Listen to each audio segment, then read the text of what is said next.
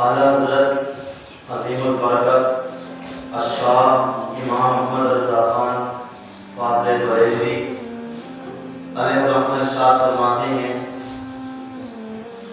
اپنے اشعار کے ذریعے امت کو پیغام دیا کہ پھر کے گلی گلی تباہ ٹھوکریں سب کی کھائے کیوں، کہ پھر کے گلی گلی تباہ ٹھوکریں سب کی کھائے کیوں، یا رسول اللہ دل کو جو عقل دے خدا تو تیری گلی سے جائے کیوں، پھر کے گلی گلی تباہ ٹھوکریں سب کی کھائے کیوں، آقا دل کو جو عقل دے خدا تو تیری گلی سے جائے کیوں، رخصت قافلہ کا شور غش سے ہمیں اٹھائے کیوں، رخصت قافلہ کا شور غش سے ہمیں اٹھائے کیوں، سوتے ہیں ان کے سائے میں کوئی ہمیں جگائے کیوں، سوتے ہیں ان کے سائے میں کوئی ہمیں جگائے کیوں۔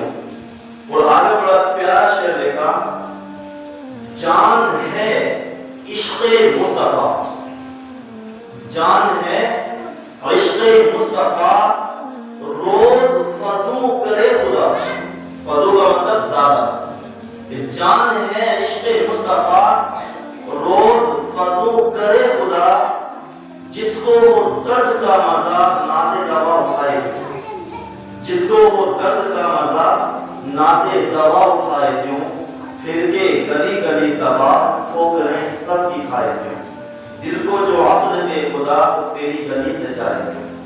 اور لکھا حضرت نے کہ سب سے اولا و اعلیٰ ہمارا نبی، سب سے اولا و اعلیٰ ہمارا نبی، سب سے بالا و بالا ہمارا نبی، سب سے بالا و بالا ہمارا نبی، کون دیتا ہے دینے کو منہ چاہیے، کون دیتا ہے دینے کو منہ چاہیے، دینے والا ہے سچا ہمارا نبی، کون دیتا ہے دینے کو منہ چاہیے، دینے والا ہے سچا ہمارا نبی۔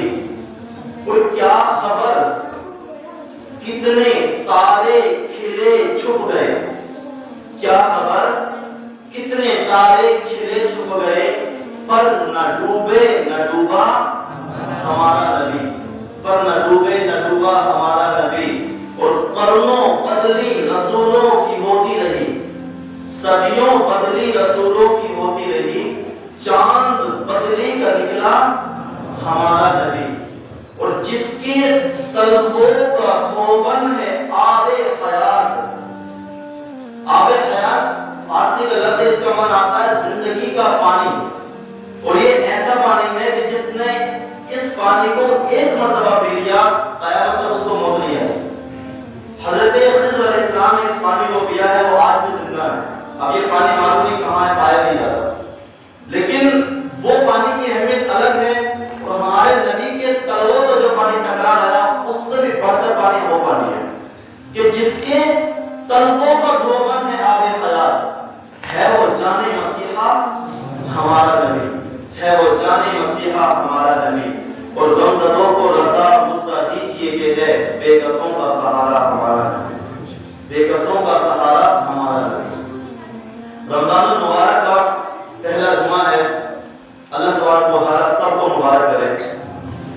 آج اس جمعے میں اسی نبی صلی اللہ علیہ وسلم کا ایک پیغام، اسی رب نے جس رب نے ہمیں یہ رمضان دیا، اسی اللہ کا ایک پیغام آپ کے سامنے رکھنا ہے، تو علیہ پاک کا وفادر رمضان کا مہینہ۔ اس کے بارے میں پہلے ایک بات بتاؤں تمہیں کہ کسی نے پوچھا تھا ڈاکٹروں سے، میڈیکل سائنس والوں سے، کہ اب انسان ایسا کیا کرے جو کہ انسان کو کینسر کی بیماری نہ ہو یا دوسرے مرض انسان کو زیادہ لاحق نہ ہو، تو اس کو کیا کرنا چاہیے؟ تو اس وقت جن کو حدیثوں کا معلوم بھی نہیں تھا، ان لوگوں نے بتایا تھا کہ سال میں 20 یا 25 دن ایک مہینہ وہ لوگ بھوکے رہے 10 یا 12 گھنٹے، تو جو لوگ سال میں ایک مہینہ یا 25 دن 10 یا 12 گھنٹے بھوکے رہ جائیں تو وہ نہ تو مرض میں مبتلا ہوں گے اور نہ وہ کبھی کینسر کی بیماری میں مبتلا ہوں گے۔ ان لوگوں نے اب بتایا قربان جائے مدینے والے آقا پر ہم کہ ہمارے آقا نے 200 سال پہلے بتا دیا۔ یہ رمضان کا جو مہینہ ہے سمجھ لیں ہمارے لیے نو خزانہ ہے، یا ہمارے لیے پوری شریعت ہمارے لیے وہ خزانہ ہے کہ اگر اس کے مطابق ہم چل کر زندگی گزار لیں تو نہ تو زندگی میں کبھی پریشانیاں ہم پر لاحق ہوں گی اور نہ کبھی ہم مرض میں مبتلا ہوں گے، اگر اسی کے مطابق اسی کے اکارڈنگ ہم اپنی زندگی گزاریں۔ شریعت حضرت مفتی احمد یارہ نعیمی مراد آبادی رحمۃ اللہ تعالیٰ علیہ وہ فرماتے ہیں شریعت کا ہر ایک کام ہر حکم ہمارے لیے حکمت سے بھرا ہوا ہے، حکمت سے فل ہے، بھرپور ہے۔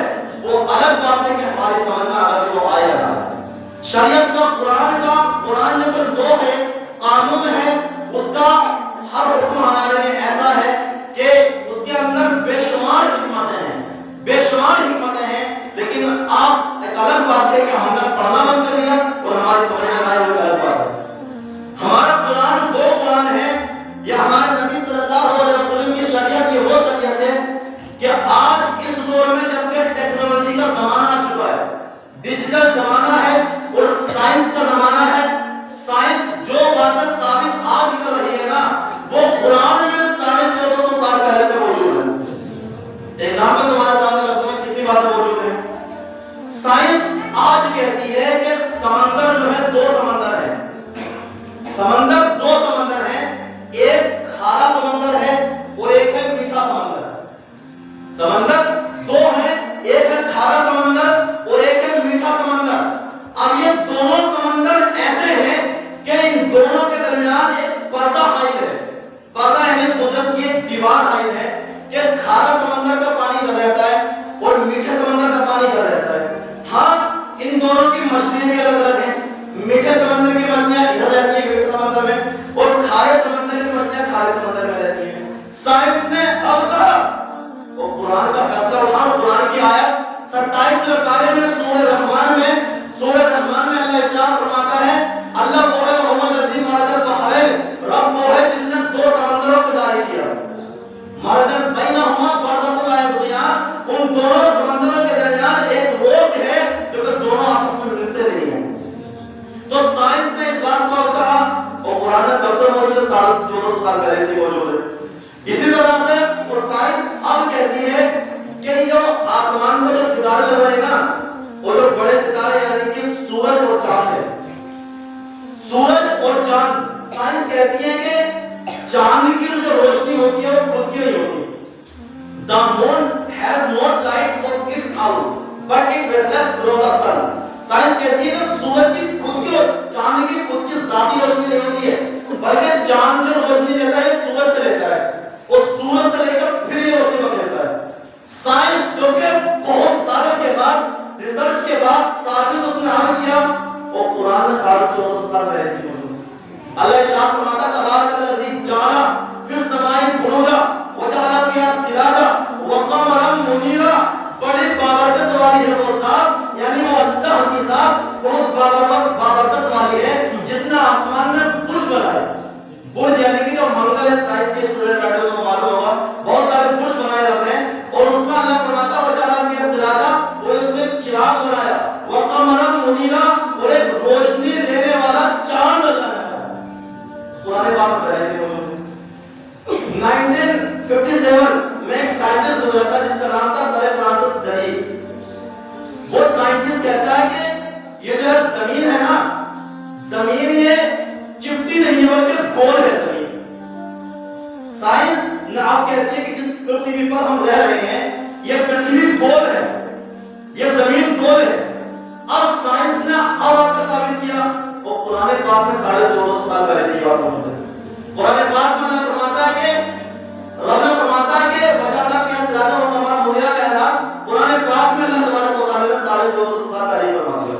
یہ قرآن کا مسئلہ موضوع کسی اور پر آپ کو بولنا ہے۔ قرآن پاک کے اندر ایسی بے شمار آیتیں ہیں، بے شمار ایسی باتیں ہیں کہ اگر بیان کی جائے تو ٹائم ختم ہو جائے، زندگی ختم ہو جائے، قرآن کی باتیں ختم نہ ہو۔ حدیث پاک پڑھاتے ہیں تو سائنس خود کا کہنا ہے کہ سب سے بڑا جو حکیم ہے، سب سے بڑا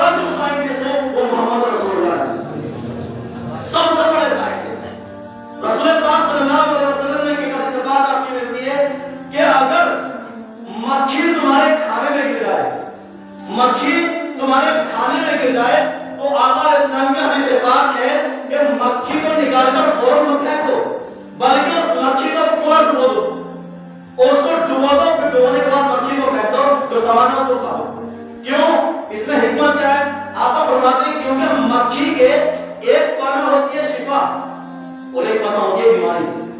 جب مکھی گرتی ہے کھانے میں، ہمارے دودھ میں، چائے میں، کسی بھی چیز میں، تو رسول اللہ ارشاد فرماتے ہیں جب مکھی گرتی ہے تو اپنا شفا والا جو بازو ہوتی ہے نا، شفا والا جو پر ہوتا ہے اس کو کھا کر لیتی ہے، اور جو بیماری والا بازو ہوتا ہے اس کو کھانے کے اندر ڈال دیتی ہے۔ اب اگر تم اس مکھی کے پر پورا ڈبو دو گے تو شفا والا پر گیا ہے، بیماری والا پر گیا ہے، تو بیمار نہیں پڑو گے۔ ہاں اگر تم اس کو اس پر کو نکال پکڑو، اس کو پھینک دیا تو سمجھ لو بیماری کا پر ہے، اس کے اندر شفا والا پھینک دیا تو تم بیمار پڑ سکتے ہو۔ اس حدیث کو جب اسلام کے دشمنوں نے پڑھا، اور اسلام کا دشمن کون ہے؟ یہودی اور عیسائی، تو انہوں نے پروپیگنڈا کرنا شروع کر دیا۔ وہ لوگ بولے کہہ رہے یہ کیسی حدیث بات ہے؟ اور ایک بات یہ بھی بتاؤں، تم سے زیادہ بیان ہم تو پڑھتے ہی ہیں نا، ہم سے زیادہ حدیثیں قرآن کو ترجمے کے ساتھ یہودی اور عیسائی پڑھتے ہیں۔ یہودی اور عیسائی پڑھتے ہیں، اس کی منشا کیا ہوتی ہے کہ اسلام کو بدنام کریں گے، اور اسلام کو بدنام کر کے ان کے نبی کی شان گستاخی کریں گے۔ اور اب اس زمانے میں جبکہ بی جے پی اور آر ایس ایس کا پورا دل مسلمانوں کے خلاف ہوا ہے، تو ان لوگوں نے بھی پڑھنا شروع کر دیا۔ بہرحال جو ان کی عقلوں میں باتیں نہیں آتی ہیں وہ اس کے اعتراض کرتے رہتے ہیں باتوں پر۔ تو جب اس حدیث کو عیسائیوں نے پڑھا تو وہ کہنے پر مجبور ہو گئے کہ ارے یہ تو کوئی حدیث ہی نہیں ہے، ایسے کیا ہو سکتا ہے کہ مکھی کے ایک پر میں شفا اور مکھی کے ایک پر میں بیماری۔ تو جب یہ مسلک طول پکڑ گیا، جب مسلک طول پکڑا تو عیسائیوں نے مکھی پر ریسرچ کیا باقاعدہ، اور جب ریسرچ کیا تو سائنس گھٹنے ٹیکنے پر مجبور ہو گئی کہ واقعی میں محمد عربی مدینے کے تاجدار نے رسول فرمایا تو سچ فرمایا، واقعی میں کہ مکھی کے ایک پر میں شفا ہے اور ایک پر میں بیماری ہے، یہ سچ ہے۔ اس سچ کو سائنس نے بھی ماننے پر کیا مجبور ہو گئی۔ اس لیے ہماری شریعت، ہمارا قرآن، ہماری حدیثیں یہ وہ ہیں نہ تو کسی مذہب میں آج تک ملی ہے، نہ قیامت میں کسی کو ملے گی۔ رب ارشاد فرماتا ہے قرآن پاک کے اندر ان الدین عند اللہ الاسلام، بے شک مذہب جو ہے اللہ کے نزدیک وہ مذہب اسلام ہی ہے، وہ مذہب اسلام ہی ہے۔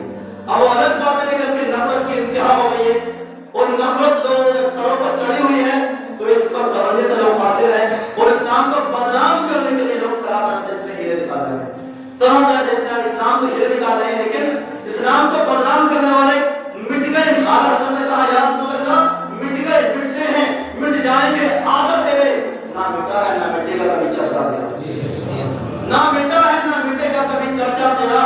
اور اسلام کو بدنام کرنے والے بہت آئے، شاید بولا ارے اسلام کا بدنام کرنے والے سنو، اسلام کی فطرت میں قدرت نے وہ لچک دی ہے، اسلام کی فطرت میں قدرت نے وہ لچک دی ہے، جتنا ہی دباؤ گے اتنا ہی وہ اگلے گا، جتنا ہی دباؤ گے اتنا ہی وہ اگلے گا۔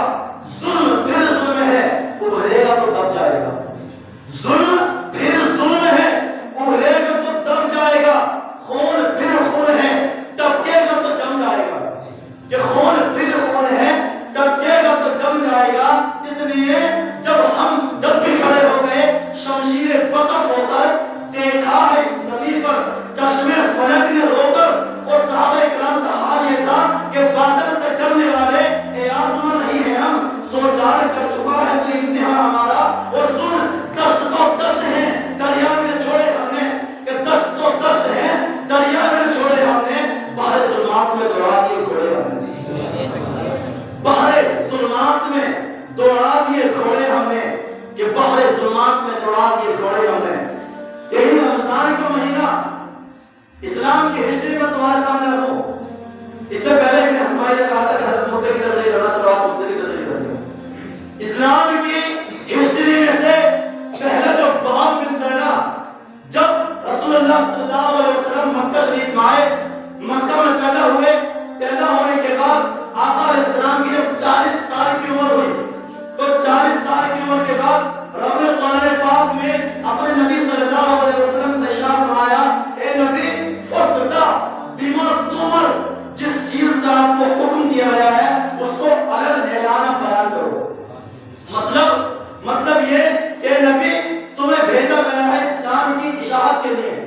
اسلام کی سربلندی کے لیے، مذہب اسلام کو پھیلانے کے لیے جو پوری دنیا کے اندر گھٹا ٹوپ تاریکی تھی، گھٹا ٹوپ اندھیرا تھا، اس کو نکالنے کے لیے میرے نبی صلی اللہ علیہ وسلم اس دنیا میں آئے تھے، اس دنیا میں آئے تھے۔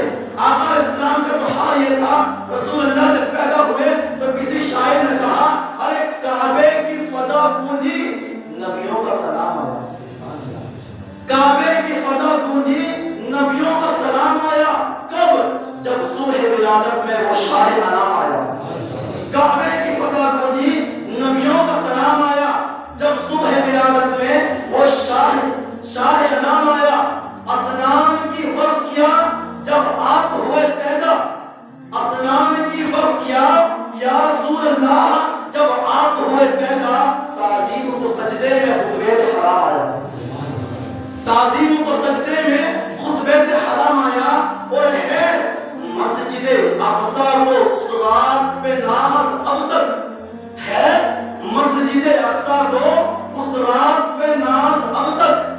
آغوش میں اس کی جب نبیوں کا امام آیا، آغوش میں اس کی جب نبیوں کا امام آیا، اور نفرت کے اندھیرے سے الفت کی کرن پھوٹی، نفرت کے اندھیرے سے الفت کی کرن پھوٹی۔ کب؟ جب بیکر خاکی میں وہ ماہ تمام آیا، جب بیکر خاکی میں وہ ماہ تمام آیا، اور جب بیکر خاکی میں وہ ماہ تمام آیا، اور یتیموں کو یتیمی کے تھپیڑوں سے بچانے کو، یتیموں کو یتیمی کے تھپیڑوں سے بچانے کو، مبارک ہو یتیموں کے بن کر وہ آسرا آیا، مبارک ہو یتیموں کے بن کر وہ آسرا آیا۔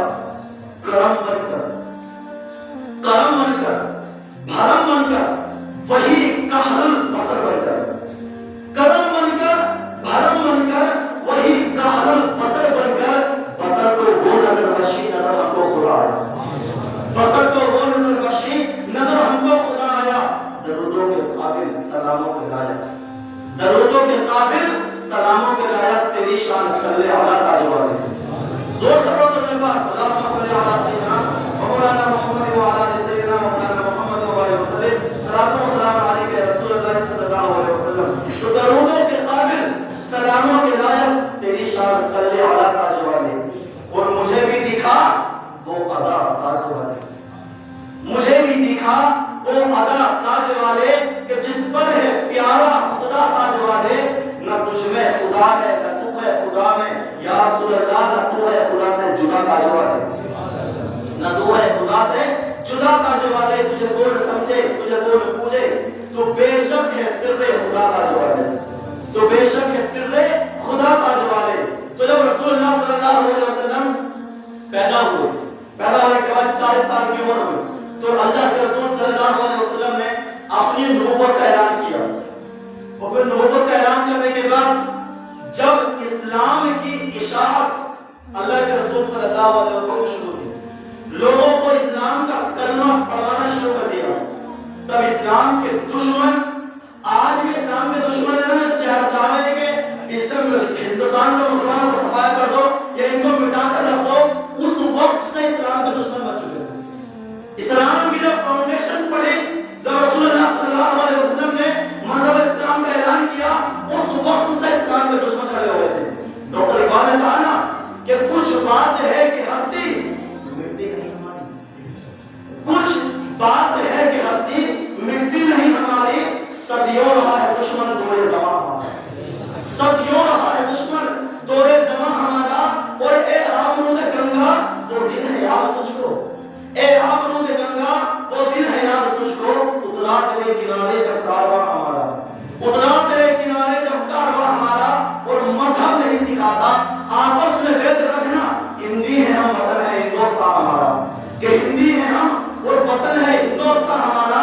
یہ مذہب اسلام اور یہ اسلام، یہ جو ملک ہے نا ہمارا ہندوستان، یہ ملک ایسا ہی نہیں ہے، بلکہ مکہ میں کھڑے ہو کر نا مذہب اس نے ڈاکٹر اقبال نے ترانہ لکھا ہندوستان کے لیے، کیا لکھا؟ سارے جہاں سے اچھا ہندوستان ہمارا، سارے جہاں سے اچھا ہندوستان ہمارا، ہم بلبلیں ہیں اس کے گلستان ہمارا۔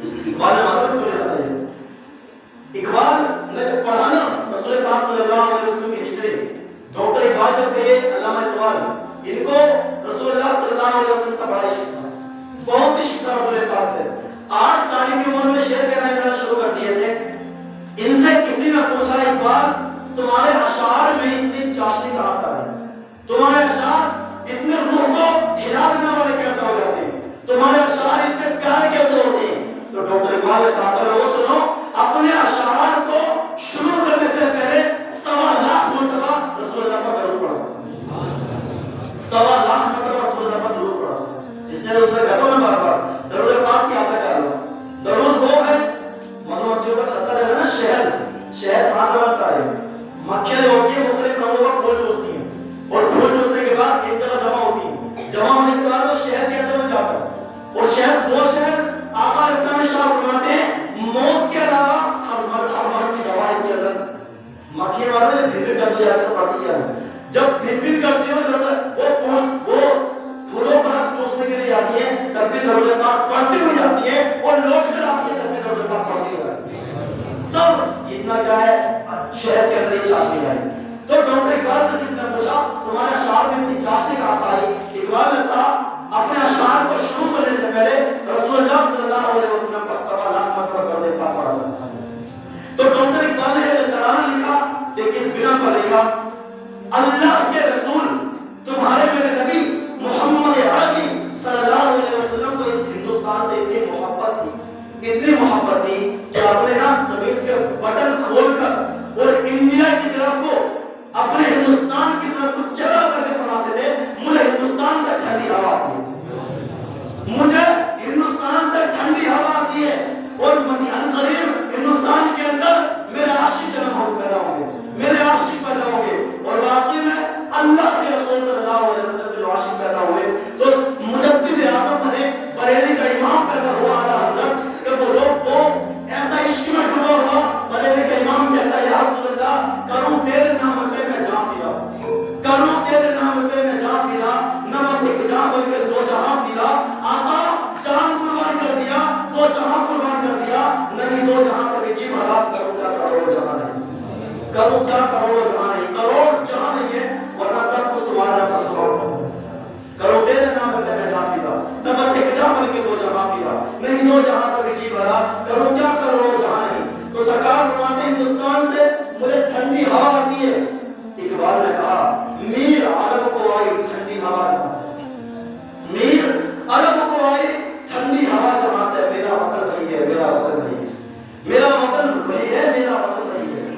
کوئی ڈاکٹر اقبال علیہ الرحمہ نے اس لیے ترانہ لکھا کہ سارے جگہ سے اچھا ہندوستان ہمارا آخر میں لکھا لوگوں کو جواب دیتے ہوئے کہ لوگوں کچھ بات یہ ہے کہ ہستی مٹی نہیں ہماری صدیوں رہا ہے دشمن دور زمان ہمارا صدیوں رہا ہے دشمن دور زمان ہمارا تو جب رسول اللہ صلی اللہ علیہ وسلم نے اپنی نبوت کا اعلان کیا اعلان کرنے کے بعد مسلمانوں کو حلقہ اسلام میں آنے لگے سب سے پہلے مرتبہ کلمہ پڑھا حضرت ابوبکر صدیق نے خلیفہ اول نے کس نے پڑھا زور سے بولے حضرت ابوبکر صدیق بولے زمان حضرت ابوبکر صدیق یہ تو اسلام ہمارا حال ہے اسلام کی ہسٹری جب ہمیں ہی معلوم نہیں ہے اسلام کے ارکان جب ہمیں معلوم نہیں ہے ہمیں پتہ نہیں کا شوق نہیں ہوگا کتنی مرتبہ میں تم سے کہا جاؤ کتنی مرتبہ حدیث کو پڑھو قرآن کو پڑھو اس لیے کیونکہ ڈاکٹر اقبال کا پچھلے دنوں میں شعر بات ہے اقبال کیا کہتے ہیں قوم مذہب سے ہے مذہب جو نہیں تم بھی نہیں جذبے باہم جو نہیں معقول جو بھی نہیں بنیاد ہماری یہی ہے بات یاد رکھنا آج پہلے کے اگر ہسٹری اٹھائے نا تو ایک بادشاہوں میں سے کئی سارے بادشاہ گزرے ایک بادشاہ گزرے سلطان محمود غزنوی سلطان محمود غزنوی نے کم سے کم ہندو راجاؤں سے 40 جنگیں لڑی ہیں اور 40 جنگوں میں سے ایک جنگ بھی سلطان محمود غزنوی ہارے نہیں ہارے نہیں ہے وجہ کیا ہے ان کا حال یہ تھا کہ پورے غزنی میں افغانستان میں ان کی بادشاہ تھی جنگیں لڑتے تھے اور دشمنوں کے سامنے رہتے تھے لیکن نماز قضا نہیں کرتے تھے روزانہ قرآن کی تلاوت قضا نہیں کرتے تھے بلکہ روزانہ قرآن کی تلاوت اور نماز پڑھتے تھے جب مذہب سے ہم جڑے ہوئے تھے جب سب کچھ ہمارا تھا تو بالکل حدیث سے بات نہیں آتا اسلام کے سمندر کے چھاتی بنا ہوا ہے. اقبال تو کہتے ہیں لوگوں کہ اے قوم مسلم جاگ جا، اے قوم پھر وہی ہے تباہی کا زمانہ، اے قوم پھر وہی ہے تباہی کا زمانہ. اسلام ہے پھر تیر حوادث کا نشانہ، اسلام ہے پھر تیر حوادث کا نشانہ. ارے کیوں چپ ہے چھیڑ پھر سترانا. دیکھو یہ آواز میں تمہاری سے روز ایسا نہیں ہے، ایسے بھی گلی سنتے رہے. اقبال کہتے ہیں کہ اے قوم پھر وہی ہے تباہی کا زمانہ، اسلام ہے پھر تیر حوادث کا نشانہ. ارے کیوں چپ ہے چھیڑ پھر سترانا، تاریخ میں رہ جائے گا مردوں کو فسانا. مٹتے ہوئے اسلام کا پھر نام جلی ہو. آگے کا شعر پیار پڑھنے والا ہوں. مٹتے ہوئے اسلام کا پھر نام جلی ہو، نام بلند ہو. ارے لازم ہے کہ ہر فرد حسین ابن علی ہو. امام حسین کے نام پر زور سے بولے لازم ہے کہ ہر فرد حسین ابن علی ہو. اور امام حسین کے بارے میں سب جانتے ہی ہوں گے نا. کون کون جانتا ہاتھ کھڑا کرو.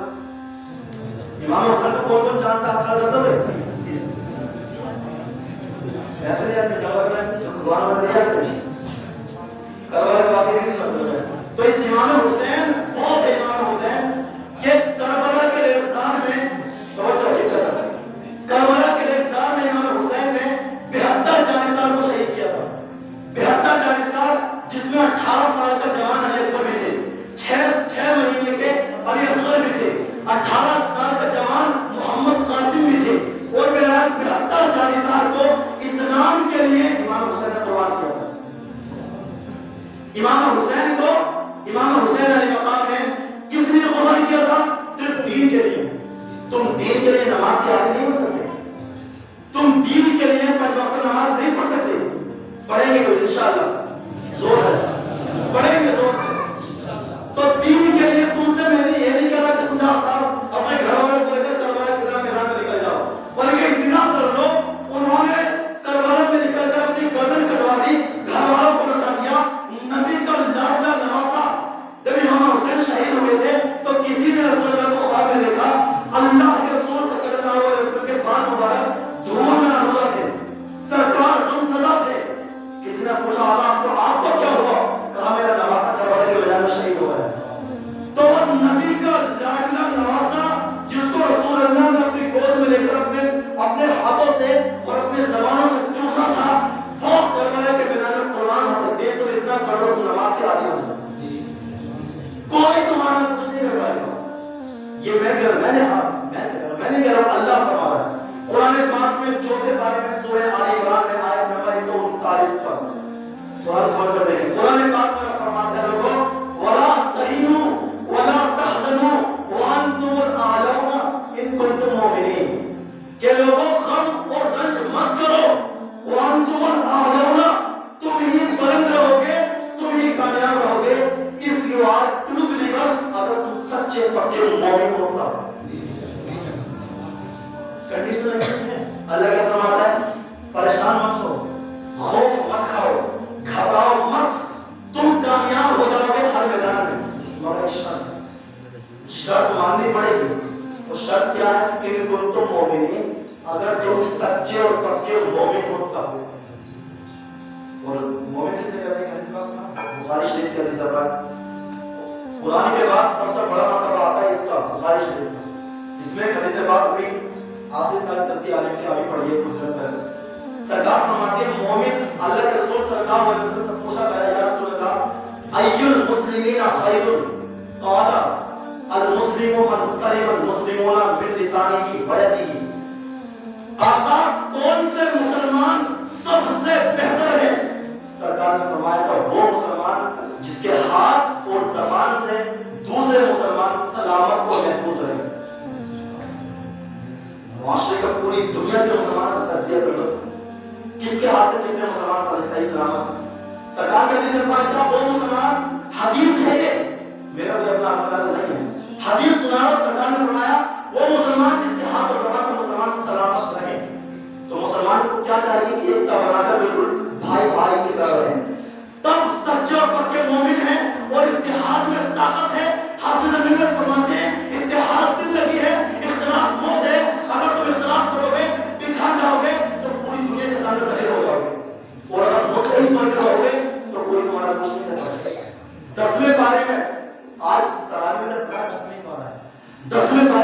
ارشاد فرماتا ہے وَأَطِیعُوا اللَّهَ وَرَسُولَهُ، اللہ اس کے رسول کی اطاعت کرو. وَلَا تَنَازَعُوا، رب فرمائے وَلَا تَنَازَعُوا، مسلمانوں آپس میں جھگڑنا مت. اللہ فرماتا ہے اگر جھگڑو گے فَتَفْشَلُوا، تو تم بکھر جاؤ گے، وَتَذْهَبَ رِيحُكُمْ، تمہارا تمسک ختم ہو جائے گا. قرآن کا فرمان ہے. اب اگر ہم جھگڑیں گے تو ظاہر سی بات ہم تو بگڑیں گے، اور بگڑیں گے تو قرآن تو ظاہر سی بات قرآن سچا، قرآن لکھنے والا اللہ سچا، یہ تو ہونے والا ہے. ایک بات کو بتاؤ، ڈاکٹر اقبال کا آخری شعر اور بات کو ختم کرو. اقبال ہے نا، ڈاکٹر اقبال ایک مرتبہ اللہ سے شکوہ کیا، اللہ سے مطلب شکوہ مطلب اعتراض کیا کہ مولا اتنے بڑے بڑے ہم نے کام کیے، ہمارا نام کیوں نہیں؟ ڈاکٹر اقبال نے کہا مولا صفائے دہر سے باطل کو مٹایا ہم نے. توجہ کرنا ذرا. اقبال کہتے ہیں صفائے دہر سے اللہ باطل کو مٹایا ہم نے، نوع انسانی کو غلامی سے چھڑایا ہم نے. یا اللہ تیرے کعبے کو جبینوں سے بسایا ہم نے. کعبے میں تو 360 بت رکھے ہوئے تھے نا، اور بتوں کی پوجا کی جاتی تھی.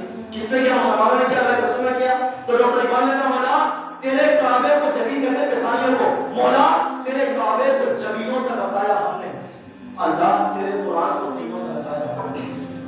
اللہ تیرے قرآن کو سینوں سے لگایا ہم نے. آخر میں بولے اللہ پھر بھی ہم سے ہی گلا ہے کہ وفادار نہیں. اللہ اگر ہم وفادار نہیں تو بھی تو دلدار نہیں. یہ وہ شکوہ. اب جواب کیا؟ میرا جواب سنو. جواب ہوا اقبال صفائے دہر سے باطل کو مٹایا کس نے؟ کہا کیا تھا ہم نے؟ جواب کیا ملا؟ کس نے؟ اقبال صفائے دہر سے باطل کو مٹایا کس نے؟ نوع انسانی کو غلامی سے چھڑایا کس نے؟ میرے کعبے کو جبینوں سے بسایا کس نے؟ میرے قرآن کو سینوں سے لگایا کس نے؟ وہ کون تھے؟ تھے تو آبا. آبا ہے کہ پہلے کے مسلمان تھے تو آبا ہو تمہارے ہی، مگر تم کیا ہو؟ ہاتھ کرے منتظر پردہ ہو. تم تو کچھ بھی نہیں ہو. آج کے مسلمان کی حال دیکھو، کتنے ایسے مسلمان ہیں جو روزہ بھی نہیں رکھتے ہیں. روزہ ارے بچے لوگ کیسے کرنے پڑیں گے، لیکن اب بھی روزہ ہی رکھ رہے ہیں. کتنے مسلمان ایسے کہ سب بھر گئے اور فجر میں نمازیں نہیں آ رہی. تو آج کے مسلمانوں کا حال یہ ہے کہ سب کتنے ایسے ہیں تراویح کی